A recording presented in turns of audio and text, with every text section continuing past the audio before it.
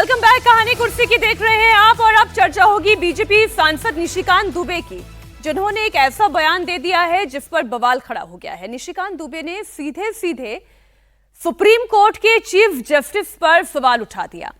उन्होंने supreme court पर देश को अराजकता की तरफ ले जाने का आरोप लगाया। निशिकांत दुबे ने कहा कि देश में गृह युद्ध के लिए चीफ जस्टिस और धार्मिक युद्ध के लिए सुप्रीम कोर्ट जिम्मेदार है। निशिकांत दुबे का बयान सामने आते ही बवाल मच गया। विपक्षी दलों ने जब सवाल उठाया तो बीजेपी ने तुरंत उनके बयान से किनारा भी कर लिया और इसे उनका निजी बयान करार दे दिया। लेकिन बार काउंसिल ऑफ इंडिया के अध्यक्ष मनन मिश्रा ने भी नए विवाद को जन्म दे दिया। मनन मिश्रा ने कहा कि सुप्रीम कोर्ट ने मणिपुर हिंसा को गंभीरता से लिया, लेकिन बंगाल हिंसा पर वो चुप क्यों हैं? पूरा जजमेंट लिखा हुआ है कि राष्ट्रपति का क्या अधिकार है, उपराष्ट्रपति का क्या अधिकार है, प्रधानमंत्री का क्या अधिकार है, हमारे पार्लियामेंट का क्या अधिकार है, हमारे सुप्रीम कोर्ट का क्या अधिकार है, हाई कोर्ट का अधिकार है। जब सब कुछ लिखत पढ़त में है तो तुम नया कानून कैसे बना दिया? 3 महीना कहां से लेके आ गए कि राष्ट्रपति को 3 महीने के अंदर फैसला करना है? ये किस कानून में लिखा हुआ है? इसका मतलब यह है कि आप इस देश को एनार्की की तरफ ले जाना चाहते हो और एनार्की जो है इस देश में बर्दाश्त नहीं होगी। जब नया कानून आएगा, जब नया पार्लियामेंट बैठेगा, इसके ऊपर विस्तृत चर्चा होगी। इसमें जितने गृह युद्ध हो रहे हैं उसके जिम्मेवार केवल यहाँ के chief justice of India Sanjeev Khanna साहब हैं। कि विधायिका का काम जो था वो वक्फ नियम बन गया। अब कोई भी भारत के संविधान के अनुसार कोई भी संसद को यानी राज्यसभा और लोकसभा को निर्देशित नहीं कर सकता, और क्योंकि राष्ट्रपति के दस्तखत हो चुके, राष्ट्रपति सर्वोच्च है, राष्ट्रपति को कोई चुनौती नहीं दे सकता। तो ये बातें लोगों के मन और मस्तिष्क में आती हैं और मैं समझता हूं कि ये लोकतंत्र के लिए भी जरूरी है कि जो श्रद्धा का भाव जनता का माननीय न्यायालय के प्रति है वो बना रहे। इसलिए इस सारी चीजें जो विसंगतियां उठ रही हैं वो नहीं उठना चाहिए। मणिपुर की बात थी, सुप्रीम कोर्ट ने, आपको याद होगा, सुओ मोटो उसका कॉग्निजेंस लिया। मुर्शिदाबाद में और वेस्ट बंगाल के कई जगहों पे पूरा वेस्ट बंगाल लगभग जल रहा है आज की तारीख में, और सुप्रीम कोर्ट की आंखें बंद हैं। Actually, it is clearly a case of contempt of court, violation of constitutions. This is an anti-constitutional and clearly attracting the contempt of court activities. I think this cannot be taken as a lightly. One of the serious allegations has been made by a member of parliament against the Chief Justice of India. It is one of the important, very serious issue. Direct attack on judiciary. अब देखिए, जो निशिकांत दुबे ने कहा वो वाकई में बहुत बड़ी बात है और वो ये लिख भी रहे हैं कि कानून यदि सुप्रीम कोर्ट ही बनाएगा तो फिर संसद भवन को बंद कर देना चाहिए। लेकिन ये कहां लिखा हुआ है? फिर सवाल मेरा ये भी है कि किसी भी कानून को सुप्रीम कोर्ट में चैलेंज नहीं किया जा सकता है? व्यक्ति को अभिव्यक्ति की स्वतंत्रता है ना, या वो भी संसद ने कहा है कि उसे ले लिया जाएगा? मूल बात भाषा की होती है। देखिए, उच्चतम न्यायालय है, राष्ट्रपति है, हमारा संसद है, ये तीनों के प्रति भाषा में सम्मान है, असहमति प्रकट करने में कोई समस्या नहीं है। हमारे संविधान निर्माताओं ने तीनों के बाद एक पतली महीन रेखा शक्ति विभाजन का माना है कि सब एक दूसरे का सम्मान करें, सब एक दूसरे की देहली न लांघें, और देहली अगर किसी ने लांघ दिया तो उसके भी निराकरण के उपाय हमारे संविधान में निहित है। अंततः सुप्रीम कोर्ट भी किसी की समीक्षा करता है, किसी कानून की, कोई उस पर आदेश देता है तो फिर संसद चाहे और लगता है तो संसद बहुमत से उसको बदल सकती है, उसमें है। लेकिन इस प्रकार की भाषा, एक तो देश में गृह युद्ध नहीं हो रहा है, देश में क्या धार्मिक युद्ध हो रहा है, ये दो शब्द अत्यंत खतरनाक है भारत के बारे में। और भारतीय जनता पार्टी देश में शासन करने वाली पार्टी है, अगर उसके सांसद एक बड़ी कितनी गंभीर बात है कि अपनी सीमा से सुप्रीम कोर्ट को सीमा बता रहे हैं निशिकांत दुबे जी। इसी को दूसरी भाषा में देखिए, असंतोष होना राष्ट्रपति के बारे में जो भी या जो टिप्पणी सुप्रीम कोर्ट ने की है, मेरी निजी तौर पर असहमति है उससे, क्योंकि राष्ट्रपति एकमात्र पद है जो संविधान की रक्षा की शपथ लेते हैं, बाकी संविधान के तहत शपथ लेते हैं। सब संविधान के पालन की शपथ लेते हैं, तो उससे मैं असहमत हूं। लेकिन असहमत होने का अर्थ कि मैं उसके लिए एक सीमा से जाके अपमानजनक भाषा का प्रयोग करूं, उसका भी निराकरण उच्चतम न्यायालय में जाकर ही हो सकता है। उसकी अपील की जा सकती है कि इस बात को हटाया जाए।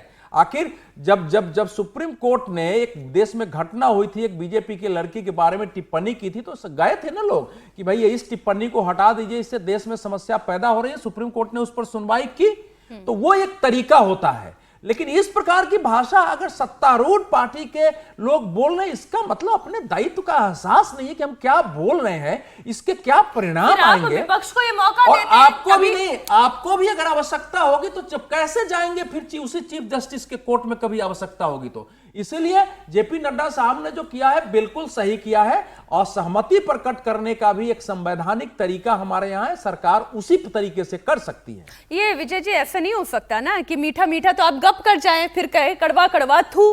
ये सोचना पड़ेगा। फिर आप विरोधियों को मौका भी दे रहे हैं कि आप धमकी देने वालों को रोके। असदुद्दीन ओवैसी कह रहे हैं, खैर महुआ मोइत्रा की तो मैं बात ही नहीं करूंगी, किस तरीके की उन्होंने अभद्र भाषा का इस्तेमाल किया है। वो तो अभद्रता की सारी सीमाओं को वैसे भी हमेशा लांघ जाती हैं, लेकिन बीजेपी का इस बयान से किनारा करना ये जरूरी भी था। बीजेपी के अध्यक्ष हैं माननीय नड्डा जी, और उन्होंने किनारा कर लिया। इससे ही समझ में आना चाहिए कि कितना गंभीर मसला था कि तुरंत राष्ट्रीय अध्यक्ष को अपने सांसद से के बयान से किनारा करना पड़ा है। इसका मतलब है कि उन्होंने इसको गंभीरता से लिया। हालांकि मैं तो इससे आगे समझता हूँ कि उनको कोई एक्शन भी लेना चाहिए था निशिकांत जी के लिए। औपचारिकता नहीं भाई, ये खाली हाँ? एक औपचारिकता थी। बिल्कुल, हाँ, ये केवल एक फॉर्मली दिखाने के लिए आपने ये किया। खैर वो है। और देखिए, सुप्रीम कोर्ट के किसी फैसले पर टिप्पणी करने में भी कोई आपत्ति नहीं, किस तरह से आप कर रहे हैं। लेकिन क्या आप बोल रहे हैं, अभी चर्चा हुई कि धार्मिक युद्ध की और गृह युद्ध की, देश में गृह युद्ध हो रहा है या धर्म युद्ध हो रहा है, और सुप्रीम कोर्ट क्या कर रहा है, सुप्रीम कोर्ट ने क्या किया क्या है। अब जो लोग बात कर रहे हैं कि राष्ट्रपति को आदेश दे दिया, एक तो राष्ट्रपति को कोई आदेश नहीं है उसमें, वो राष्ट्रपति कुछ होता ही नहीं है। एक तो ये समझने की जरूरत है संविधान में, राष्ट्रपति जो है एक सेरेमोनियल पोस्ट है और वो काउंसिल ऑफ मिनिस्टर की एडवाइस पर काम करती है। तो जो भी आदेश राष्ट्रपति को दिए जाते हैं या राष्ट्रपति के साइन से होते हैं, वो काउंसिल ऑफ मिनिस्टर का आदेश होता है। इसको समझने की जरूरत है। ये जबरदस्ती का कुछ कह देना कि अपॉइंटमेंट हो रहा है कि नहीं हो रहा है। अब दूसरी बात मैं बताता हूँ, पूरा चर्चा के बाद पक्ष विपक्ष सब उसमें शामिल होते हैं, अब वोटिंग होती है। एक और बात समझाता हूँ, निशिकांत जी को शायद याद नहीं होगा, मैं इसलिए ऑन रिकॉर्ड बता रहा हूँ। ये दो मेमोरेंडम है, ऑफिस मेमोरेंडम जिसको कहते हैं होम मिनिस्ट्री के, एक 1995 का और दूसरा है 4 फरवरी 2016 का। 4 फरवरी 2016 मतलब मोदी सरकार का होम मिनिस्ट्री का।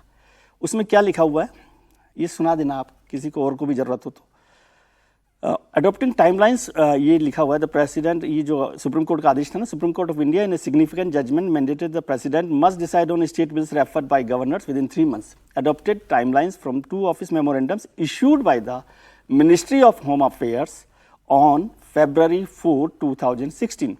These मतलब office memorandums emphasize prompt processing of state legislative proposals, prescribing a 3-month timeline for bills and a 3-week period for urgent ordinances. ये होम मिनिस्ट्री का वो है 3 महीने का पीरियड, वो खुद कह रहे हैं। ये मोदी सरकार के 4 फरवरी 2016 का ऑफिस मेमोरेंडम है। ये थोड़ा सा पढ़ के बता दीजिए उन लोगों को भी। और ऑफिस मेमोरेंडम कैसे आया होगा? ऑफिस मेमोरेंडम संविधान के खिलाफ तो नहीं आएगा। संविधान के खिलाफ आएगा क्या होम मिनिस्ट्री का? ये मोदी सरकार का मसला नहीं है। कोई गृह मंत्रालय कोई ऑफिस मेमोरेंडम्स यदि दे रहा है कि राष्ट्रपति के यहाँ से 3 महीने में बिल को क्लियर करना है और ऑर्डिनेंस है अर्जेंट मैटर, क्योंकि ऑर्डिनेंस तो अर्जेंट मैटर के होते हैं, तो उन्हें 3 वीक्स में क्लियर करना है। तो इसका मतलब वो संविधान में है ना। और आर्टिकल 142 को पढ़ लीजिए ठीक से कि आर्टिकल 142 क्या कहता है, और जिसमें अंबेडकर साहब ने जो कॉन्स्टिट्यूएंट असेंबली है उसमें भी बड़ी डिबेट हुई है, और उसमें उन्होंने कहा कि सेफ्टी वॉल्व है सुप्रीम कोर्ट, कि जब बहुत सारे मसलों पर कोई विवाद हो रहा हो संसद के बीच में, सुप्रीम कोर्ट के बीच में, प्रधानमंत्री राष्ट्रपति के बीच में, तो फाइनल फैसला सुप्रीम कोर्ट का माना जाए, क्योंकि वो सेफ्टी वॉल्व है जिसके लिए कानून की परिधियों को, सीमाओं को खत्म कर दिया। एक बार कॉन्स्टिट्यूएंट असेंबली में अंबेडकर साहब ने जो कहा है उसको भी पढ़ लेना चाहिए। तो बहुत सारी बातें हैं, लोग पढ़ते नहीं है कुछ भी। और कुछ 145(3) में सुप्रीम कोर्ट को क्या 2 जज को संविधान की व्याख्या करने का अधिकार है?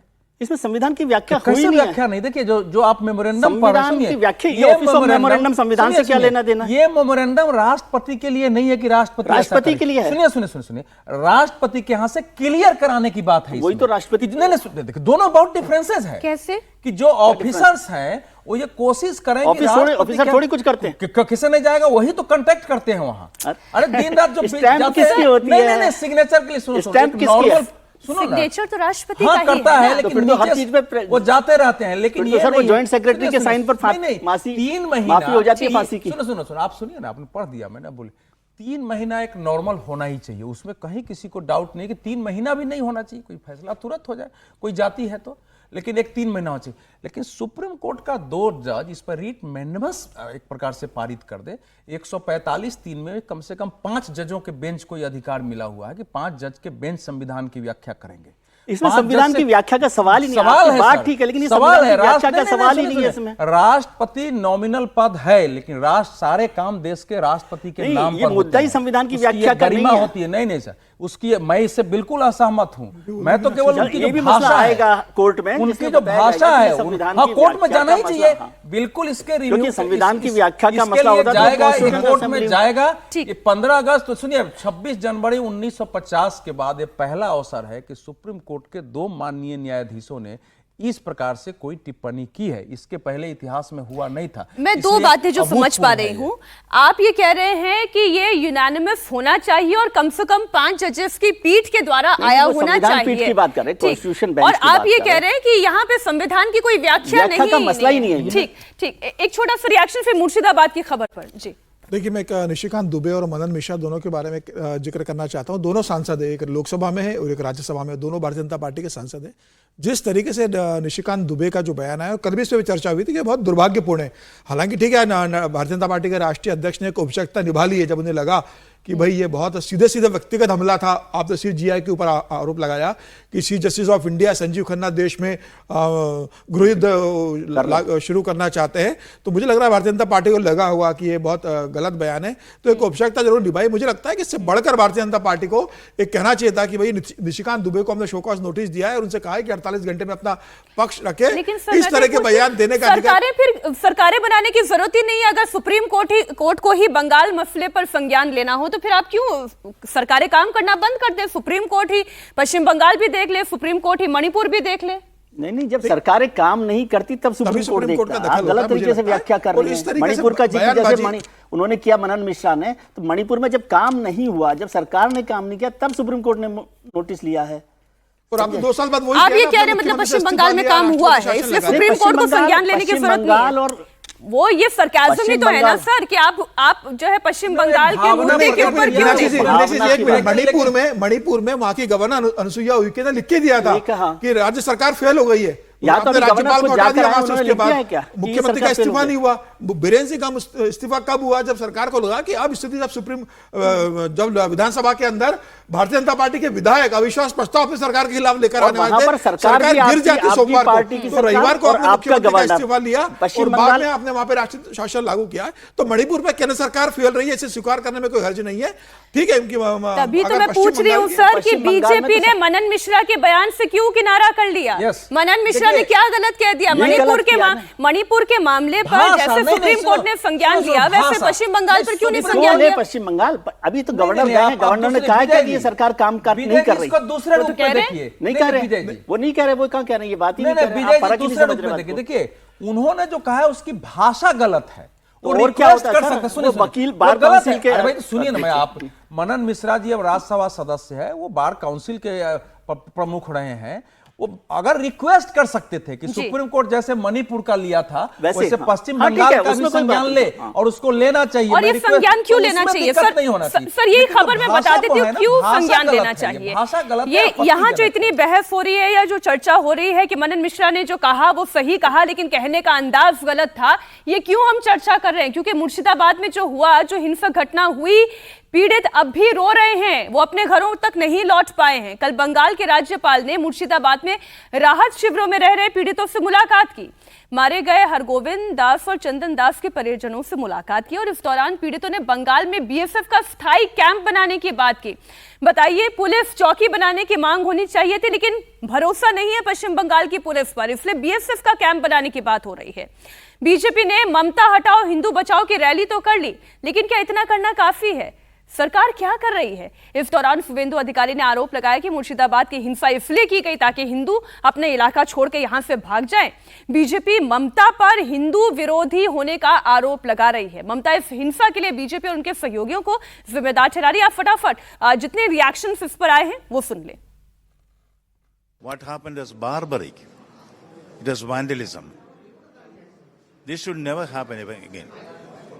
People are in a state of panic. A fear psychosis runs around. We should re-establish normalcy there, give people the confidence that there is somebody to protect them, and also take all steps to see that such things are warded off in future. See, many demands were there. One prominent demand was have a BSF camp there. All these demands will be examined by the appropriate authority. Sameer जी, हिंदू बचाओ rally BJP निकाल रही है, इस rally से कुछ नहीं होगा, इससे बड़ा कदम उठाना होगा, क्योंकि जो ममता बनर्जी कर रही है वो प्रत्यक्ष है, सामने दिख रहा है। पश्चिम बंगाल पुलिस पर भरोसा नहीं है वहां के लोगों को।